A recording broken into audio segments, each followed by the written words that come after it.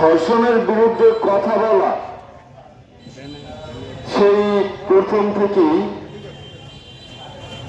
ধর্ষণ হচ্ছে, পুলিশ গ্রেফতার করছে, কিন্তু আসলে বিচার হচ্ছে না। কেন হচ্ছে না? আসলে পুলিশ অথবা সরকারি যে কর্মকর্তা আছে এরা কেন নীরব?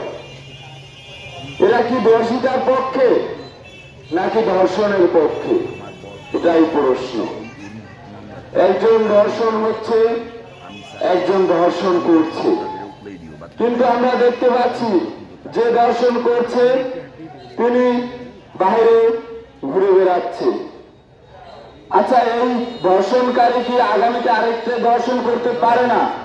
তাহলে একে কেন ছেড়ে দেওয়া হচ্ছে? পুলিশ কি করছে? পুলিশ কি ঘরে বসে বসে টাকা ইনকাম করছে, নাকি আইনজীবী ঘরে বসে বসে টাকা ইনকাম করছে?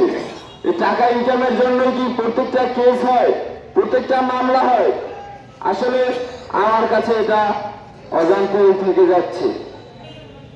আপনাদের কাছে অনুরোধ, আপনারা যারা আছেন এই খুনি মঠবাড়িয়ায় 17 সাল থেকে ঘুরে বেড়াচ্ছে, কিন্তু কেউ তাকে উপযুক্ত শাস্তি দিচ্ছে না। কে শাস্তি দিবে?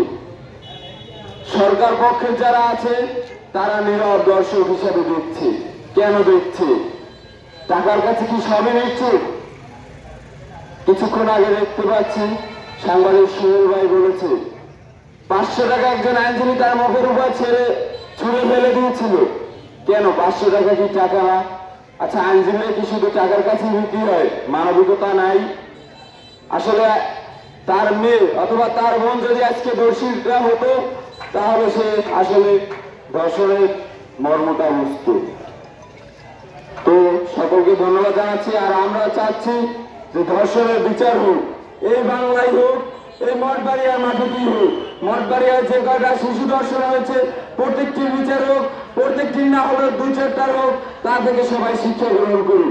ধন্যবাদ সকলকে।